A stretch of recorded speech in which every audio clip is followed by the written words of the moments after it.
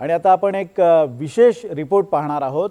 आजचा शो हा विशेष आहे कारण इराण युद्धाचे 40 चक्रव्यूह यावर हा शो आहे। 40 कारण युद्ध सुरू झाल्यानंतर 40 दिवसांनी युद्धविराम जाहीर झाला। त्याआधी दररोज इराण, अमेरिका, इस्रायल, मध्य पूर्वेकडील देश आणि लेबनॉन कोणत्या ना कोणत्या चक्रव्यूहात अडकत होते। अमेरिकेचा असा दावा आहे की त्यांनी 40 दिवसात जग बदललंय।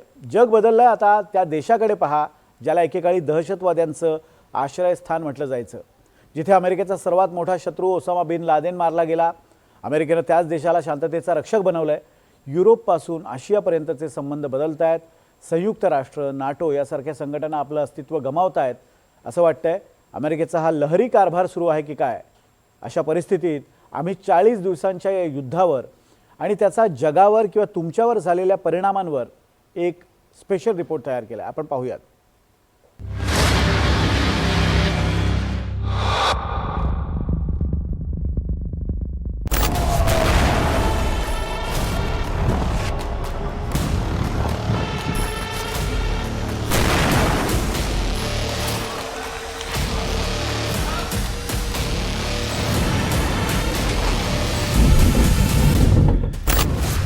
युद्धाच्या छायेत पाकिस्तानात उत्सव।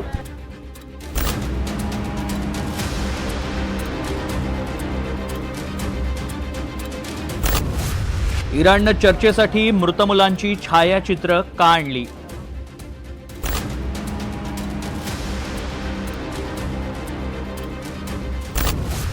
लेबनॉनमध्ये 10 मिनिटात 100 हल्ले का झाले?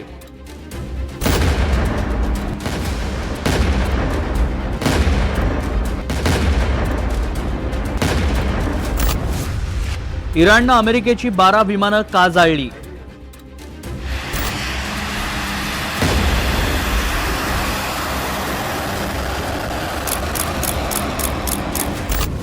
अमेरिकेनं आपल्या अणुबॉम्बच्या धमकीवरून माघार का घेतली?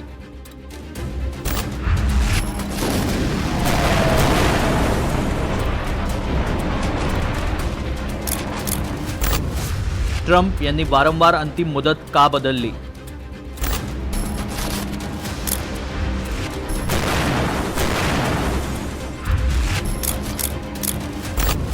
अमेरिका कोणत्या कराराची वाट पाहत आहे?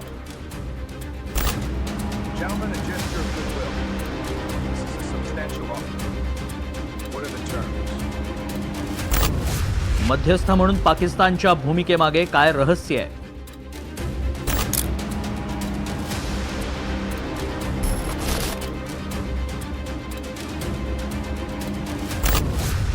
पराभूत होऊनही इराणचे मित्र राष्ट्र गप्प काय?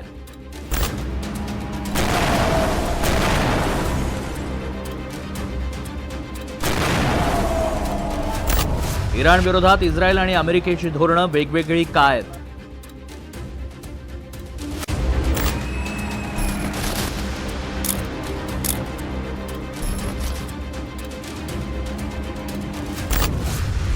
होर्मुझची सामुद्रधुनी अणुबॉम्बपेक्षाही मोठं शस्त्र बनली आहे।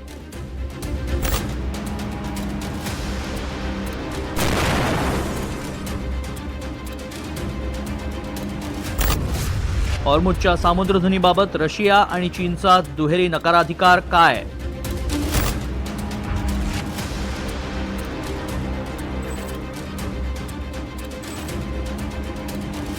इराण युद्धामुळे नाटो आणि अमेरिका हे महाशत्रू आहेत का?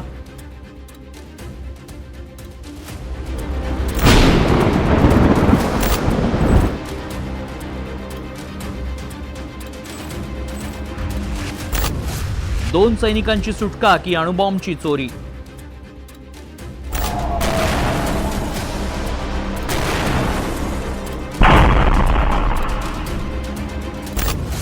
युद्धविराम आवश्यक की सक्ती?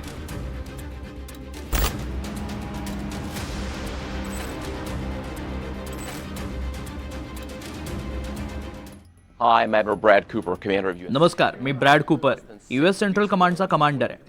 6 आठवड्यांपूर्वी अमेरिकेच्या 50,000 जवानांनी ऑपरेशन एपिक फ्युरी सुरू केलं and embarked on a mission of profound consequence. आम्ही हे कार्य यशस्वीरित्या पूर्ण केलंय। इराणचा असा पराभव झालाय जो पिढ्यानपिढ्या त्यांच्या लक्षात राहील।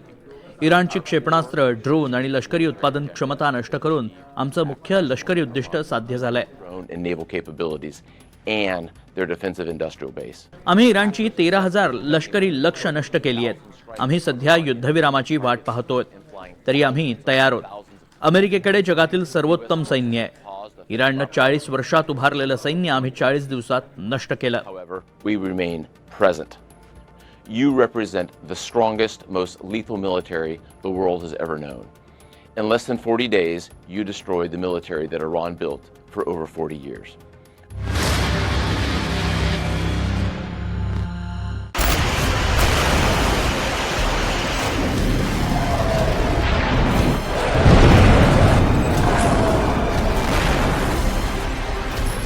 इस्रायलनं लेबनॉनवर 10 मिनिटात 100 हल्ले केले.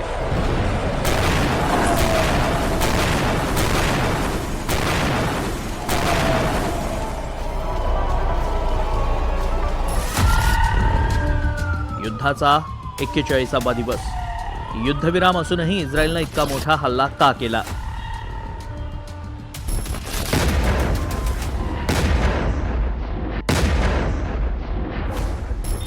अमेरिकेनं इराणसोबत केलेल्या युद्धविरामाशी इस्रायल असहमत आहे का? इस्रायलला इराणसोबतचं युद्ध सुरू ठेवायचं आहे का? की युद्धात इस्रायलचं नुकसान अपेक्षेपेक्षा जास्त झालंय? त्यामुळे नेतान्याहू आपली खुर्ची वाचवण्यासाठी इराणऐवजी लेबनॉनवर आपला राग काढतायत.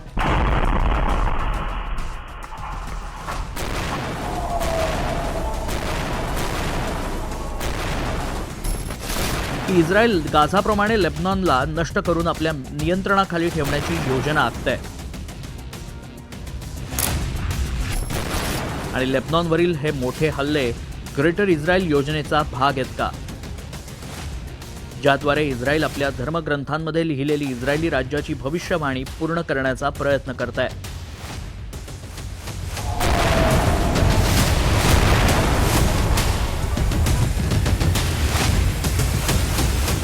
तो अब जब सीज फायर का वक्त है, जब बातें हो रही हैं कि शांति की ओर चला जाए, उस समय इजराइल को ये लगने लगा है कि हिजबुल्लाह का अगर परमानेंट इलाज नहीं किया गया तो आज नहीं तो कल वो एक बार फिर से इजराइल के ऊपर घातक अटैक्स करेगा.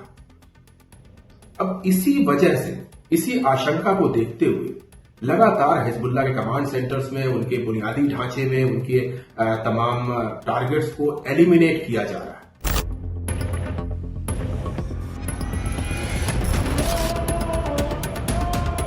युद्धाच्या 40व्या दिवशी इराण आपले सर्वोच्च नेते आयतुल्ला अली खामेनी यांच्या निधनाबद्दल शोक व्यक्त करत असताना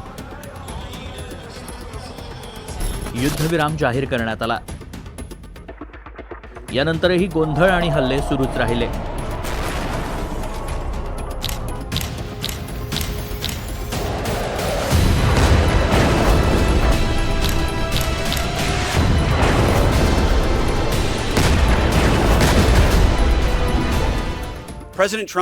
राष्ट्राध्यक्ष ट्रम्प यांच्याकडे एका मिनिटात इराणची अर्थव्यवस्था उद्ध्वस्त करण्याची शक्ती आहे.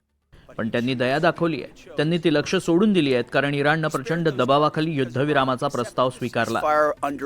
इराणच्या नवीन राजवटीला हे लक्षात आलंय की नष्ट होण्यापेक्षा करार स्वीकारणं अधिक चांगलं आहे कारण त्यांचे सर्वोच्च नेते पूर्णपणे संपवण्यात आले होते. Well, with respect to the Hormuz को तुरंत खोला जाना चाहिए. राष्ट्रपति ट्रंप की ये मांग है. ये सार्वजनिक रिपोर्टें झूठी हैं. हमें निजी तौर पर बताया गया है कि ऐसा हो रहा है. नहीं तो ट्रंप सीज फायर तोड़ सकते हैं. different privately, we have seen an uptick. Iran पहले से ही कहीं ज्यादा कमजोर है और इजराइल पहले से ज्यादा मजबूत. अभी भी कुछ लक्ष्य बाकी हैं और हम उन्हें जरूर हासिल करेंगे. हम किसी भी समय लड़ाई फिर से शुरू करने के लिए तैयार हैं. हमारी उंगली ट्रिगर पर है. Straight of Hormuz per Iran K control को संसद ने मंजूरी दी है. ये इस जंग की एक ऐसी कामयाबी है जिससे ईरान को काफी आर्थिक फायदा होगा.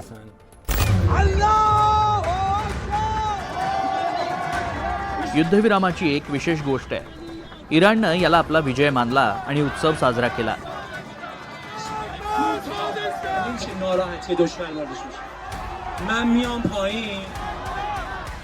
अमेरिकेनंही याला विजयी घोषित केलं.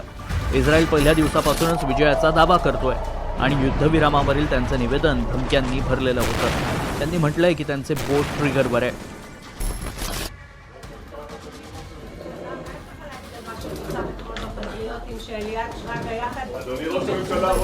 युद्धविरामानंतर लगेचच राष्ट्राध्यक्ष ट्रम्प यांनी जारी केलेल्या निवेदनात ट्रूथ सोशलमध्ये लिहिलं, मी पाकिस्तानचे पंतप्रधान नवाज शरीफ आणि फील्ड मार्शल आसिम मुनीर यांच्याशी बोललो. त्यांनी मला रात्रीसाठी इराणमध्ये तैनात असलेल्या विनाशकारी सैन्याला थांबवण्याची विनंती केली. इस्लामिक रिपब्लिक ऑफ इराणनं होर्मुझची सामुद्रधुनी तात्काळ आणि सुरक्षितपणे उघडण्यास सहमती दर्शवल्यानं मी इराणवरील बॉम्ब हल्ले 2 आठवड्यांसाठी स्थगित करतोय. ही द्विपक्षीय शस्त्रसंधी आहे. हे करण्याचं कारण असं आहे की आम्ही आमची लष्करी उद्दिष्टे आवश्यकतेपेक्षा अधिक साध्य केली आहेत. आम्ही इराण आणि मध्य पूर्वेसोबत दीर्घकालीन शांततेच्या मार्गावरही लक्षणीय प्रगती केली आहे. आम्हाला इराणचा 10 कलमी प्रस्तावही मिळाला आहे. मला विश्वास आहे की यामुळे पुढील वाटाघाटींसाठी पार्श्वभूमी तयार होईल. पूर्वीचे मतभेद मोठ्या प्रमाणात मिटलेत. 2 आठवड्यांचा उपयोग कराराला पुन्हा मार्गावर आणण्यासाठी केला जाईल. अमेरिका आणि मध्य पूर्वेचा प्रतिनिधी म्हणून या दीर्घकाळ प्रलंबित असलेल्या समस्येचे निराकरण करण्याच्या जवळ पोहोचल्याचा मला अभिमान आहे. सीज फायर में पाकिस्तान की कितनी एक भूमिका रही है ये तो हमें इस समय पता नहीं चलेगा, क्योंकि बहुत सारे देश थे वो कोशिश कर रहे थे कि ये युद्ध रुक जाए. कोई देश जो हैं वो ईरान से बात कर रहे थे, कुछ देश इजराइल से बात कर रहे थे, कुछ अमेरिका से बात कर रहे थे. जो मिडल ईस्ट के जो जितने भी देश हैं वो कोशिश कर रहे थे, क्योंकि सीधा हमला उनके टेरिटरी में हो रहा था. अमेरिका करीब 48 अरब डॉलर इस युद्ध में खर्च कर चुका है, और जबकि कोई इसका परिणाम अमेरिका के लिए अपेक्षित नहीं आया है. इसलिए अमेरिका अब ये चाह रहा है कि किसी तरह से इस युद्ध से बाहर निकले, और इसमें पाकिस्तान उसके लिए एक तरह से मददगार साबित हुआ.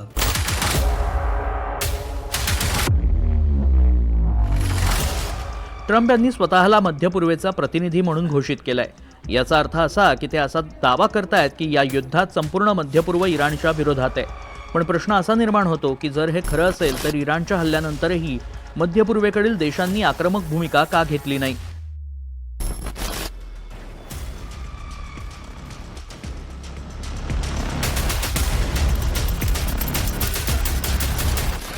केवळ त्यांच्या भूमीवर असलेल्या अमेरिकेच्या लष्करी तळांवरच हल्ले झाले असं नाही. मध्य पूर्वेत व्यावसायिक आणि पेट्रोलियम आस्थापनांवरही हल्ले करण्यात आले. तिथे कार्यरत असलेल्या अमेरिकेच्या बहुराष्ट्रीय कंपन्यांवर हल्ला करण्याच्या धमक्याही देण्यात आल्या.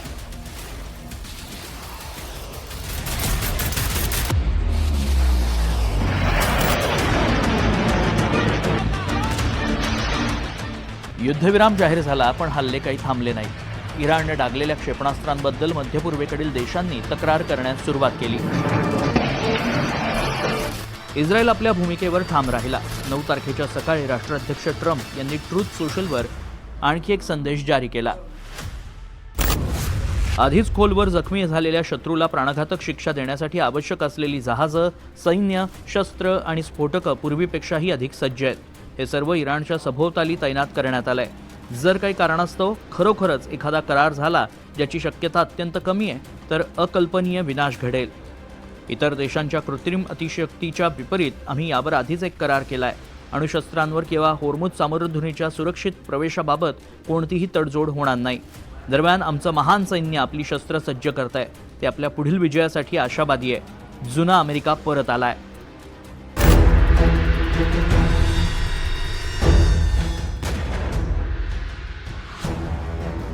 9 आणि 10 एप्रिल दरम्यान पाकिस्ताननं इस्रायल विरुद्ध आघाडी उघडल्यानं शस्त्रसंधीला आणखी एक नाट्यमय वळण लागलं. पाकिस्तानचे संरक्षण मंत्री ख्वाजा आसिफ यांनी सोशल मीडिया प्लॅटफॉर्म एक्सवर लिहिलं, इस्रायल एक दुष्ट शक्ती आहे, मानवजातीला एक शाप आहे. इस्लामाबादमध्ये शांततेवर चर्चा होतीये, मात्र लेबनॉनमध्ये नरसंहार सुरूच आहे. इस्रायल निष्पाप नागरिकांचा मारेकरी आहे. आधी गाझामध्ये, मग इराणमध्ये आणि मग लेबनॉनमध्ये रक्तपात अव्याहतपणे सुरू आहे. मी प्रार्थना करतो की ज्यांनी युरोपला जूनपासून वाचवण्यासाठी पॅलेस्टीन भूमीवर इस्रायल नावाचं कर्करोगग्रस्त राष्ट्र निर्माण केलं, ते नरकात जळोत. एवढंच नाही तर पाकिस्तानच्या पंतप्रधानांनी लेबनॉनचे पंतप्रधान नवाब सलाम यांच्याशीही फोनवर संवाद साधला. ही माहिती सोशल मीडियावर शेअर करताना त्यांनी लिहिलं, मी इस्रायलनं लेबनॉनवर केलेल्या हल्ल्यांचा तीव्र निषेध करतो. या हल्ल्यांमध्ये ठार झालेल्यांप्रती मी शोक व्यक्त करतो. यामुळे इस्रायलच्या परराष्ट्र धोरणात एक मोठं स्थित्यंतर घडलं. शांतता चर्चेच्या भवितव्याबाबत प्रश्न निर्माण करणाऱ्या ख्वाजा आसिफ यांच्या वक्तव्याला प्रत्युत्तर म्हणून पंतप्रधान कार्यालयानं प्रथमच पाकिस्तानवर अधिकृतपणे जाहीर हल्ला चढवला.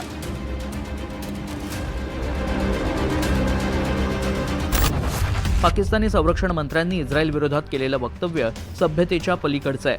अशा वक्तव्याची कोणत्याही सरकारकडून अपेक्षा नसते, विशेषतः अशा सरकारकडून जे युद्धात शांततेसाठी निष्पक्ष मध्यस्थ असल्याचा दावा करतं.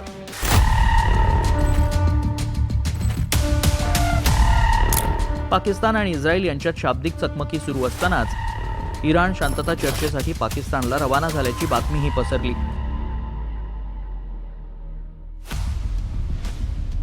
इराणी शिष्टमंडळ पाकिस्तानला जात होतं की नाही हा दावा वादग्रस्त राहिला. इराणी बाजूनं 2 प्रमुख व्यक्ती आघाडीवर होत्या, मोस्तबा खामेनी आणि गालिबाफ. इराणी संसदेचे अध्यक्ष MB गालिबाफ यांनी सोशल मीडियावर लिहिलं, वेळ निघून जातीये.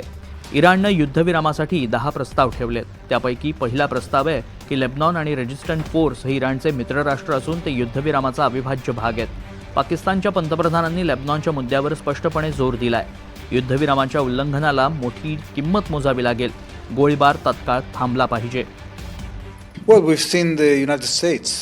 लेबनॉनला शस्त्रसंधीतून वगळण्याच्या आमच्या इराद्याचे पुरावे अमेरिका देत आहे. लेबनॉन शस्त्रसंधीचा भाग नाही आणि जोपर्यंत हिजबुल्ला इस्रायलवर हल्ले करत राहील आणि शस्त्रसंधीच्या अटींचं पालन करणार नाही तोपर्यंत लेबनॉन त्याचा भाग असू शकत नाही. ही शस्त्रसंधी हिजबुल्लानं गेल्या वर्षी मोडली होती. लेबनॉन सरकारनं लिटानी नदीच्या दक्षिणेकडील हिजबुल्लाला नष्ट करण्याचं मान्य केलं होतं, पण त्यांनीही तसं केलं नाही. ते हिजबुल्लाच्या निशस्त्रीकरणाचा दावाही करत होते, पण तेही घडलेलं नाही. त्यामुळे आता इस्रायल या परिस्थितीत स्वतःचं संरक्षण करण्यासाठी योग्य ते करतोय.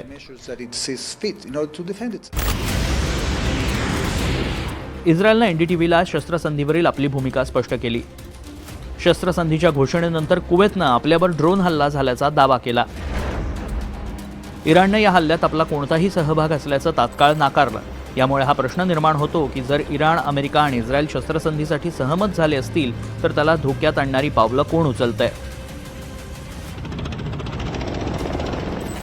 या सगळ्यात इराणचे सर्वोच्च नेते मोस्तबा खामेनी यांचं एक लेखी निवेदन देशाच्या सरकारी TV वाहिनीवर वाचून दाखवण्यात आलं. त्यांनी 4 महत्त्वाचे मुद्दे मांडले.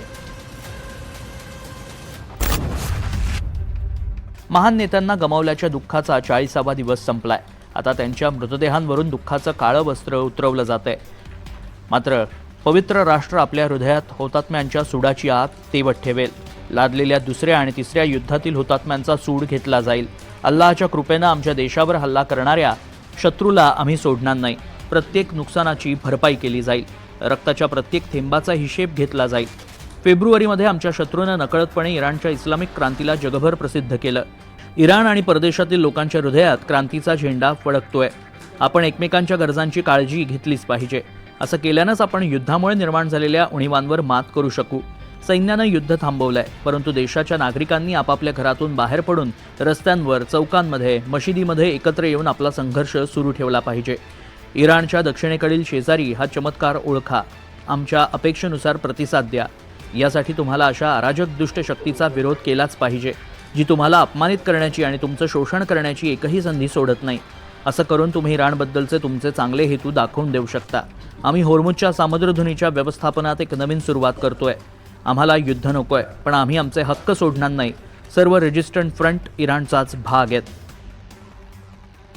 ईरान की तरफ से जितना भी सोशल मीडिया, डिजिटल कम्युनिकेशन किया गया, उसको आप सिर्फ इंफॉर्मेशन एक्सचेंज नहीं कह सकते. आई थिंक उन्होंने जो बनाया वो एक एसिमेट्रिक बैटल फील्ड है, जहाँ पे उन्होंने, क्योंकि यूएस की जो फोर्सेस हैं उनकी जो ताकत है वो ज़मीनी तौर पे इन टर्म्स ऑफ अगर आप कहें आर्मी के हिसाब से बाकी दोनों देशों से ज़्यादा है. तो ये ईरान का बहुत ही स्ट्रैटेजिक मूव है कि उन्होंने इस सोशल मीडिया पे इंफॉर्मेशन वॉर जो शुरू करी और इस तरह की स्ट्रैटेजी बनाई यूजिंग डीप फेक्स, पुरानी वीडियोस को निकाल के, रेफरेंस इमेजेस निकाल के, टेल अवीव में ब्लास्ट हो रहे हैं, लीडर्स के पुराने रेफरेंस स्पीचेस निकाल के उन्होंने एम्पैथी और अपनी तरफ जो यूजुअल पब्लिक का व्हाट यू से सपोर्ट है वो पूरा अपनी तरफ करने की कोशिश की। तो आई थिंक बहुत ही स्ट्रैटेजिकली सोशल मीडिया पे ये एसिमेट्रिक बैटलफील्ड उन्होंने शुरू किया है। शस्त्रसंधीच्या काळात चुडाची आग आणि सन्मानाचे निखारे धुमसत होते। पाकिस्तान, इराण, इस्रायल हे सर्व आपापले धार्मिक, लष्करी आणि राजकीय अजेंडे राबवण्यात व्यस्त होते। मग अमेरिकेच्या राष्ट्राध्यक्षांनी ट्रूथ सोशल या सोशल मीडिया प्लॅटफॉर्मवर इराणच्या होर्मुजच्या जखमांवर मीठ चोळत आणखी एक घाव घातला।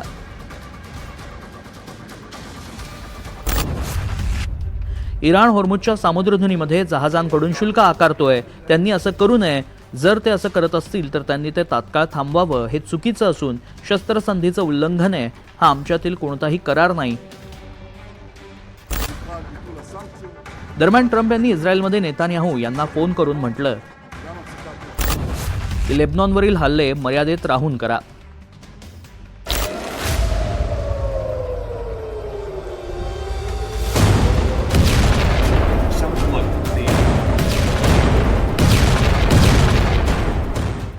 नेतन्याहू चाहता था कि ये जंग मत बंद करना है, अभी वो चाहता है कि और प्रोलॉन्ग करना है। कब तक?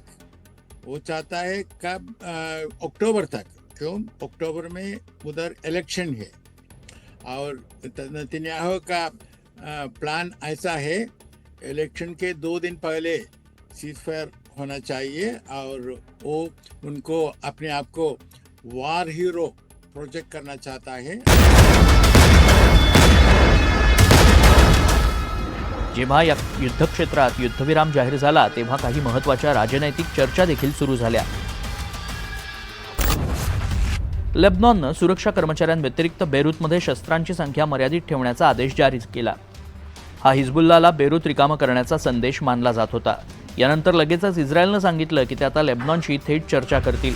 दक्षिण कोरियाच्या एका प्रतिनिधीनं तेहरानमध्ये आपल्या आगमनाची घोषणा केली। ट्रम्प यांनी ब्रिटिश पंतप्रधान कीर स्टारमर यांना फोन करून होर्मुझमध्ये जहाजांची वाहतूक लवकरच पुन्हा सुरू करण्याच्या योजनांवर चर्चा केली। ब्रिटिश परराष्ट्र मंत्री इव्हेट कूपर यांनी होर्मुझमधील टोल कराला विरोध केला। ऑस्ट्रेलियाचे संरक्षण मंत्री रिचर्ड माल्स यांनी इराण विरुद्धच्या युद्धात सामील होण्यास स्पष्टपणे नकार दिला। इराण युद्धामुळे जगाचे अमेरिकेसोबतचे संबंध नव्यानं परिभाषित झालेत। विशेषतः ट्रम्प यांचा नाटोबद्दलचा कडवटपणा जो ते वारंवार व्यक्त करतात। अमेरिकेत आलेल्या नाटोचे महासचिव मार्क रुट्टे यांची भेट घेतल्यानंतर ट्रम्प यांनी ट्रूथ सोशलवर आणखी एक गौप्यस्फोट केला। कोणताही मित्रराष्ट्र दबावाशिवाय काम करत नाही। आम्हाला गरज होती तेव्हा नाटो आमच्यासोबत नव्हता आणि जेव्हा आम्हाला पुन्हा गरज लागेल तेव्हाही तो नसेल। नाटोच्या महासचिवांनी सध्या सुरू असलेल्या शीतयुद्धावर प्रकाश टाकत अमेरिका आणि नाटो यांच्यातील संबंधांचं बदलणारं चित्र जगासमोर मांडलंय।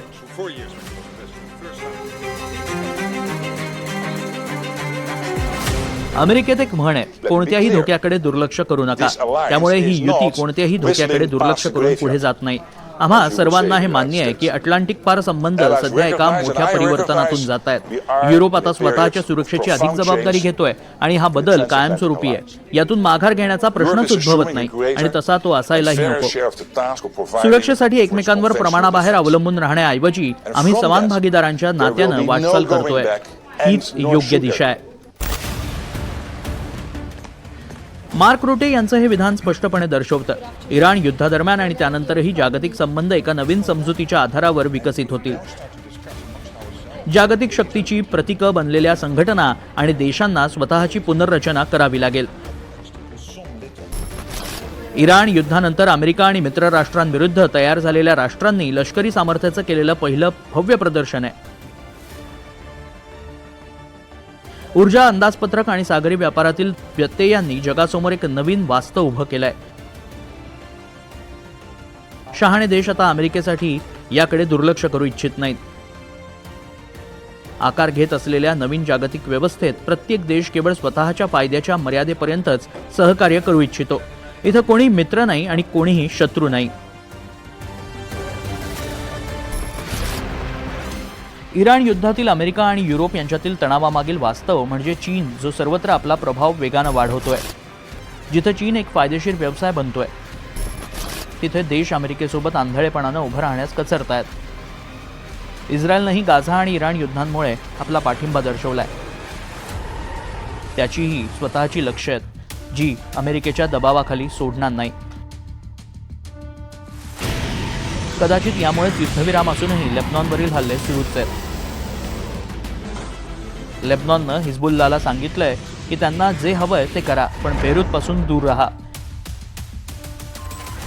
इस्रायल आता लेबनॉनच्या आघाडीवर लेबनॉन नदीला आपली अघोषित सीमा बनवतोय।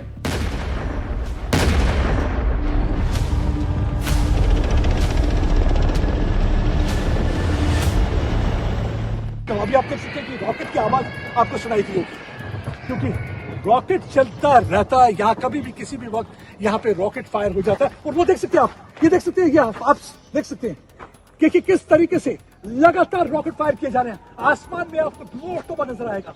ये लॉन्चिंग साइट है जहाँ से रॉकेट फायर किए जा रहे हैं। और अब देखिए मालूम नहीं जाके ये रॉकेट कहाँ गिरेंगे, किसका आशना गिरा देंगे, क्योंकि उम्र लगती है आशना बनाने में। लेकिन एक पल में एक धमाके की आवाज आप देख सकते हैं कि धमाके की आवाज की वजह से ये आपको आवाजें जो सुनाई दे रही है, धमाके की आवाज सुनाई दे रही है। ये रॉकेट फायर किए जा रहे हैं, ये मिसाइल फायर किए जा रहे हैं। मुझे लगता है कि हमें किसी सेफ शेल्टर की ओर जाना होगा। यही एक बेस्ट ऑप्शन रहता है। या तो जमीन पे लेट जाइए या तो आप किसी सेफ शेल्टर में चले जाइए, क्योंकि यही एक ऑप्शन जो है आपके पास बेहतर ऑप्शन रहता है ऐसी सिचुएशन में जब कभी भी, क्योंकि हम जिस एरिया में है वो बहुत ही मुश्किल एरिया है। ये सरहद का एरिया है। ये इस समय आप बताऊंगा, ये मैं आपको बताना चाहता हूँ, ये इजराइल और लेबनान का बॉर्डर है। और ये जो जमीन का टुकड़ा है ये डिसाइड करेगा कि सीज फायर का फेट क्या होने वाला है। आप देख सकते हैं वहां पे, यहाँ पे या तो आपको टैंक की मूवमेंट सुनाई देगी, यहाँ ऐसे धमाके सुनाई देंगे, या तो रॉकेट चलते हुए आसमान में नजर आएंगे, या वो इमारतें जो पूरी तरह से ढह चुकी है। आप देख सकते हैं खंडर वहां जो बने हुए हैं, वो खंडर डिसाइड करते हैं, वे बताते दर्शाते हैं कि इस इलाके में क्या हुआ है। लगातार यहाँ पे आईडीएफ टारगेट कर रहा है। और ये जो खूबसूरत मकान है बिल्कुल खाली है, यहाँ रहने वाला कोई नहीं है, क्योंकि लगातार हिजबुल्लाह की तरफ से फायरिंग हो रही है। इस वक्त मैं मौजूद हूँ जिन्ना कन्वेंशन सेंटर, जो कि इस्लामाबाद टॉक्स के लिए मीडिया फैसिलिटेशन सेंटर बन गया है, जहाँ लोकल एंड फॉरेन मीडिया के नुमाइंदगान मौजूद हैं। बड़ी तादाद में कॉरेस्पॉन्डेंट आए हुए हैं वाशिंगटन डीसी से। और इसके अलावा अरब मीडिया यहाँ पे मौजूद है, यहाँ से रिपोर्टिंग की जा रही है। इस्लामाबाद टॉक्स के हवाले से दोनों जो डेलीगेशंस हैं वो पहुँच आए हैं कि हायर लेवल के जो पॉलिटिकल जो डायलॉग होंगे वो प्राइम मिनिस्टर हाउस में होंगे, जबकि diplomatic dialogue Islamabad Serena hotel होंगे। ये इंतजामात किए गए हैं इस्लामाबाद के मीडिया फैसिलिटेशन सेंटर पे। यहाँ आने के लिए शटल सर्विस रिक्वायर्ड थी। शटल सर्विस के ज़रिए आप यहाँ आ सकते थे, प्रायर रजिस्ट्रेशन होती थी। सिक्योरिटी के काफ़ी सख्त जो है इंतजामात किए गए हैं। और इस वेन्यू को होस्ट करना पाकिस्तान अपने लिए एजाज़ समझता है। और यहाँ पहले से ही तैयारियाँ की गई थी तमाम लेवल पर। पाकिस्ताननं विस्तृत व्यवस्था केली। जगभरातील मुस्लिमांचा सेनापती बनण्याची संधी त्यांना मिळाली। यापूर्वी पाकिस्ताननं सौदी अरेबियाच्या सुरक्षेचे कंत्राटही घेतलं होतं, जिथं अमेरिकेनं आधीच आघाडी सांभाळली आहे। पाकिस्तान हा अणुसंपत्तीनं समृद्ध देश आहे, म्हणूनच तो संपूर्ण जगातील मुस्लिम देशांना आपल्या नेतृत्वाखाली खेळायला सांगतो। त्याची आर्थिक परिस्थिती अत्यंत वाईट आहे। कर्जाची मागणी सातत्याने येत राहते, जी आजही सुरूच आहे। पाकिस्तान शांतता प्रस्थापित करणारा देश म्हणून काम करत होता, तेव्हा संयुक्त अरब अमिरात त्यांच्याकडून आपले कर्ज परत मागत होता। पाकिस्तानचे चीनसोबतचे संबंध सर्वांनाच माहिती आहेत। युद्धात चीन इराणच्या बाजूने आणि अमेरिकेच्या विरोधात आहे। अशा परिस्थितीत ट्रम्प यांनी पाकिस्तानला शांतता प्रस्थापित करणारा देश बनवण्याचा निर्णय का घेतला? Pakistan had gradually built trust with them. So when this entire conflict started, Pakistan was in a comparatively good space with President Trump. Something that we talk about far less is the kind of influence China has with Iran and the natural convergence between Pakistan and China. And of course the fact that we're a part of the security framework with Saudi Arabia, and also at least we are not averse to the concerns of the Gulf states. So all of this has probably allowed Pakistan to emerge as a natural choice. Pakistan also provided face saving to both the United States of America and Iran, because Iran says we've won and United States says we've won. अध्यक्ष Trump यांनीही शस्त्रसंधीमधील चीनच्या भूमिकेची प्रशंसा केली आहे आणि शस्त्रसंधीच्या घोषणेनंतर पाकिस्तानच्या पंतप्रधानांनी स्वतः आपल्या देशातील लोकांना सांगितलं शस्त्रसंधीचा करार मिळवून देण्यात कोणत्या देशांनी भूमिका बजावली. मैं इस हवाले से प्रेसिडेंट ट्रंप का उनका शुक्रिया अदा करना चाहता हूं जिन्होंने मेरी रिक्वेस्ट पर 2 हफ्ते के लिए ये जो एक पॉज लेके आए हैं, जिसको आरजी सीज़ फायर आप कह लें. मैं तमाम खलीजी ममालिक का, जिसमें सर फहरिस्त सऊदी अरेबिया है, इसमें कतर है, इसमें ओमान है, कुवैत है, तुर्की है, इंडोनेशिया है, मिस्र है, अज़रबैजान है, मुत्तहिदा अरब अमारात हैं और हमारा अजीम हमालिया दोस्त चीन, इन सब का मैं दिल की अथाह गहराइयों से शुक्रगुजार हूँ. हे लक्षात घेण्यासारखं आहे की चीन वगळता शहाबाज शरीफ यांनी उल्लेख केलेले सर्व देश मुस्लिम आहेत. यामुळे या युद्धाच्या एका अत्यंत विशिष्ट पैलूकडे लक्ष वेधलं जातं, त्याचं धार्मिक महत्त्व. युद्ध सुरू झाल्यापासून इराण, अमेरिका आणि इस्रायल त्याला धार्मिक रंग देण्याचा प्रयत्न करतात. इस्रायली लोक या युद्धाला त्यांच्या एकसंध आणि महान इस्रायलच्या भविष्यवाणीशी जोडतात. अमेरिकन सेनापती त्याचा संबंध आर्मागेडॉन आणि येशूच्या जन्माशी जोडतात. अर्थातच इराणनं सातत्यानं हे युद्ध धार्मिक स्वरूपाचंच सादर केलंय. मोस्तबा खामेनी यांनीही धर्माच्या नावाखाली मध्य पूर्वेकडील देशांनी एकत्र यावं अशी मागणी केली. तर मग अमेरिका देखील या युद्धाचा बहाणा करून पाकिस्तानला मुस्लिम देशांचा सेनापती बनवण्याचा प्रयत्न करतोय का? आता प्रश्न असा आहे की अमेरिकेनं युद्धविराम कसा घडवून आणला. इथं 3 घटनांचा उल्लेख करणं महत्त्वाचं आहे. पहिली, संयुक्त राष्ट्रांमध्ये रशिया आणि चीननं वापरलेला व्हेटो. दुसरी, राष्ट्राध्यक्ष ट्रम्प यांनी इराणला दिलेल्या धमक्या. आणि तिसरी, युद्धावर पोप यांनी केलेली टिप्पणी. या मुद्द्यांचा एक एक करून विचार करूया. होर्मुझ बंद करण्यात आलं. संयुक्त राष्ट्रांमध्ये बहारीन ठराव नावाचा एक ठराव मांडण्यात आला. लष्करी बळाचा वापर करून होर्मुझ पुन्हा सुरू करण्याची मागणी होती. चीनचे 80% पेट्रोलियम होर्मुझमधून येतं असा दावा असूनही रशिया आणि चीन या दोघांनीही या ठरावाला व्हेटो दिला. बंद असलेल्या होर्मुझमुळे चीनसमोर सर्वात मोठी समस्या उभी राहिली आहे. मग त्यांनी होर्मुझ उघडण्यास विरोध का केला? बहारीन योजना अमेरिकेच्या अजेंड्याचा भाग होती का? आणि लष्करी शक्तीचा वापर करून होर्मुझ उघडणं हे इराण आणि चीन या दोघांच्याही हिताचं नाही का? आणि बहारीन ठरावाला दिलेल्या दुहेरी व्हेटोमागे अमेरिकेसाठी काही संदेश होता का? युद्धादरम्यान ट्रम्प यांनी इराणला दिलेल्या धमक्या सर्वांनाच आठवतात. त्यांनी इराणच्या विनाशाची, अगदी त्यांच्या संस्कृतीच्या विनाशाची ही धमकी दिली आणि अत्यंत अश्लील भाषेचा वापर केला. यामुळे ख्रिश्चनांचे सर्वोच्च धार्मिक नेते असलेल्या पोप यांनी ट्रम्प यांचं नाव न घेता त्यांच्यावर टीका केली. हा ट्रम्प यांच्यावर एक नैतिक दबाव होता, कारण या युद्धात त्यांची तुलना येशू ख्रिस्ताशी केली जात होती.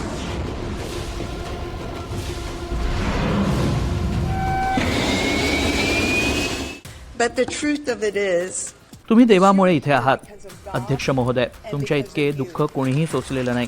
तुमच्यावर हल्ला झाला, तुमचा विश्वासघात झाला, तुम्हाला अटक झाली, तुम्हाला चुकीच्या पद्धतीनं दोषी ठरवण्यात आलं. ही एक सामान्य गोष्ट आहे. देवानं आम्हाला सांगितलं होतं, पण ते त्याच्या हातात नव्हतं. देवाची योजनाच वेगळी होती. त्याच्या मृत्यूनंतर 3ऱ्या दिवशी तो पुन्हा उठला. त्यानं दुष्टांवर विजय मिळवला. तो जिंकला म्हणून तुम्हीही जिंकाल.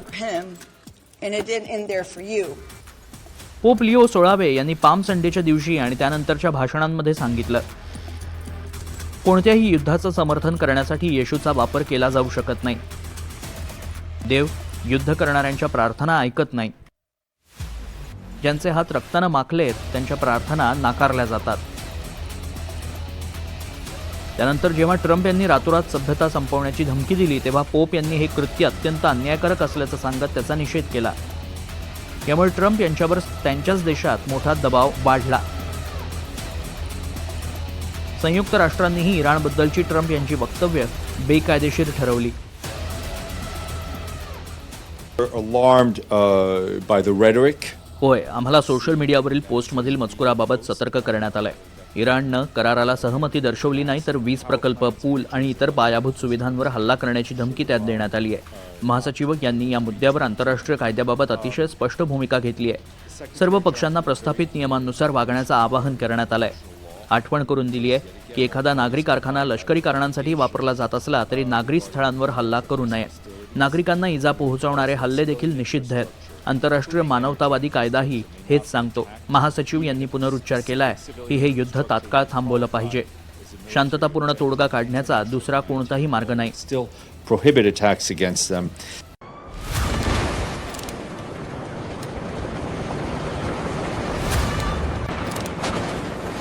युद्धविरामाच्या काही दिवस आधी आणखी एक विचित्र घटना घडली ज्यामुळे युद्धाचं वातावरण बदलू लागलं.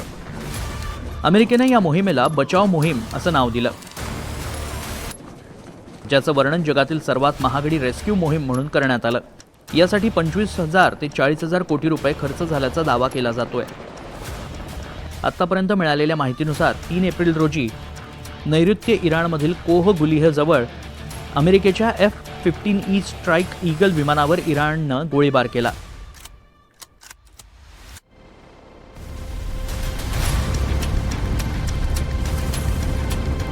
हा परिसर बोयर अहमद प्रांतातील झाग्रोस पर्वत रांगांमध्ये येतो. हे ठिकाण इराणच्या इस्फहान अणुऊर्जा प्रकल्पापासून 50 किलोमीटर अंतरावर असल्याचं म्हटलं जातं. विमान कोसळल्यावर एक पायलट आणि एक बंदूकधारी विमानातून बाहेर पडला. ही बातमी अमेरिकेच्या नियंत्रण कक्षात कळवण्यात आली. अमेरिकन सैन्यानं काही तासातच इराणच्या खुजेस्तान प्रांतातून पायलटची सुटका केली, ज्याचा कॉल साईन डूड 44 अल्फा होता.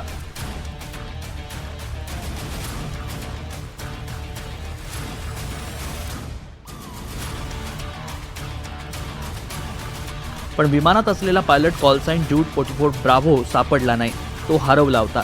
त्यानं सोबत बाळगलेल्या एका विशेष प्रणालीद्वारे त्याचं ठिकाण निश्चित करण्यात आलं. या विशेष उपकरणाला emergency locator transmitter, personal locator beacon किंवा कॉम्बॅट सर्व्हायव्हर इव्हेडर लोकेटर असं म्हटलं जातं. ते कॉस्पास सारसाट प्रणालीशी जोडलेले असते. पायलट बाहेर पडताच ही प्रणाली संदेश प्रसारित करण्यास सुरुवात करते. या प्रणालीतून मिळालेल्या माहितीनुसार तो देहदाश्त प्रदेशातील कोह सियाम इथं 7,000 फूट उंचीवर लपला होता. CIAचा दावा आहे की पायलटचा शोध घेण्यासाठी हृदयाचे ठोके आणि बॉडी हिट मोजणाऱ्या उपकरणांचाही वापर करण्यात आला. दुसऱ्या पायलटचा शोध सुमारे 36 ते 50 तास चालला. या काळात अमेरिकन सैन्यानं इराणच्या एका निर्जन डोंगराळ प्रदेशात एक छोटं मिलिटरी स्टेशन उभारलं. तिथे कच्ची धावपट्टी तयार करण्यात आली होती. परिस्थितीची जाणीव असल्यानं अमेरिकेनं बऱ्याच काळापासून कोणतीही कारवाई केली नव्हती. 2 C-130 ट्रान्सपोर्ट विमानं तैनात करण्यात आली, ज्यात 6 सुपर कमांडोंसह 100 डेल्टा फोर्स कमांडो होते. त्यांना ओसामा किलर्स म्हणून ओळखलं जातं. त्यांनी ओसामा बिन लादेनला त्यांच्या घरात ठार केलं होतं.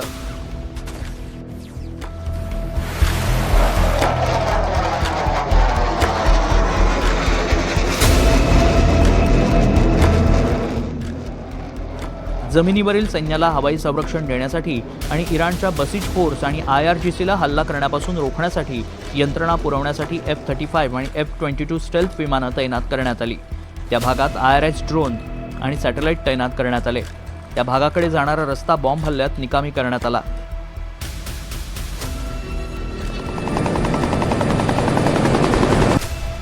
या कारवाईत AH-6 little bird, jolly green 2 आणि पेव हॉक हेलिकॉप्टरचा वापर करण्यात आला. अमेरिकेचा दावा आहे की बचाव कार्यासाठी आलेली 2 IC-130 विमानं कच्च्या धावपट्टीवर अडकून पडली. त्यांना मदत करण्यासाठी 2 नवीन विमानं आणि 200 कमांडो दाखल झाले. अमेरिकन सैन्य इराणच्या भूमीवर उतरलं आणि त्यांनी या 2 सैनिकांची सुटका केली.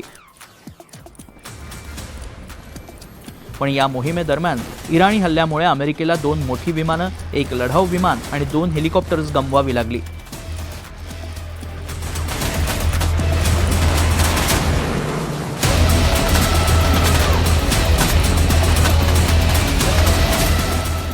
वैमानिक बचावले, पण ही मोहीम वैमानिकांना शोधण्यासाठी नसून इराणी युरेनियम चोरण्यासाठी होती अशी एक कॉन्स्पिरसी थिअरी जगभर पसरली. युरेनियमची चोरी इस्फहानजवळ ऑपरेशन इराणी अणुतळ संपूर्ण मोहिमेच्या क्षेत्राजवळ असल्यानं या थिअरीला अधिकच बळकटी मिळाली.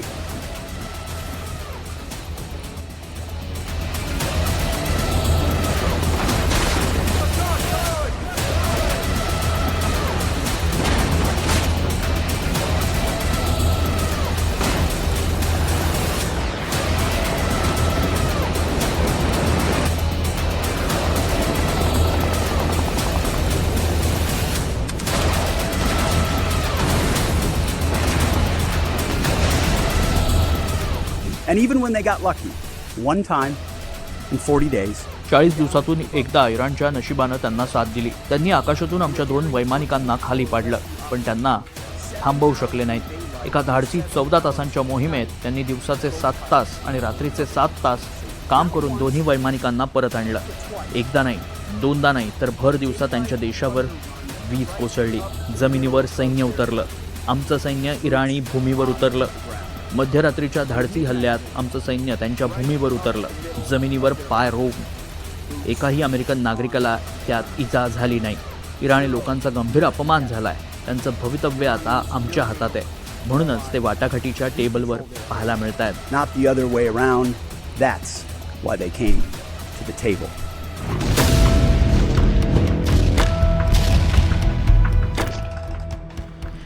इराणने या युद्धात प्रत्यक्ष सैन्य उतरवण्यालाच आपली सर्वात मोठी शक्ती बनवलाय. इराणनं दावा केला आहे की जे जमिनीवर उतरतील त्यांना इराणची ताकद कळेल. आता अमेरिका दावा करतेय की जमिनीवर उतरून त्यांनी इराणला 2दा पराभूत केलंय. म्हणूनच इराण युद्धविरामासाठी तयार आहे.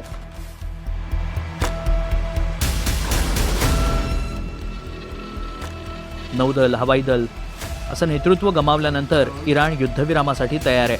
पण इराण म्हणतो की अमेरिकेनं त्यांच्या 10 मागण्या मान्य केल्या आहेत, म्हणून युद्धविराम.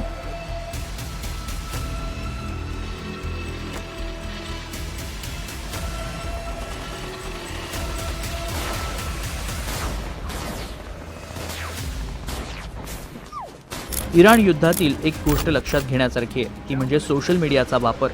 अमेरिका आणि इराण या दोघांनीही त्यांच्या मोठ्या प्रमाणात वापर केला. जगानं इराणच्या नव्या सर्वोच्च सेनापतीला केवळ आभासी जगातच पाहिलंय. ट्रम्प यांच्या ट्रूथ सोशल या सोशल मीडिया अकाउंटनं त्यांच्या B-2 बॉम्बरपेक्षाही जास्त विध्वंस घडवलाय. एक संदेश आला, शेअर बाजारात अब्जावधींचं नुकसान झालं. इतके ॲनिमेशन आणि रील्स बनवले गेले की त्यांच्या रिबन्स बनवल्या तर त्या संपूर्ण जगाला अनेक वेळा गुंडाळूही शकतील. हे 40 दिवसांचं युद्ध सायबर योद्ध्यांसाठी युद्धाच्या इतिहासातही स्मरणात राहील. Bureau report, NDTV Marathi.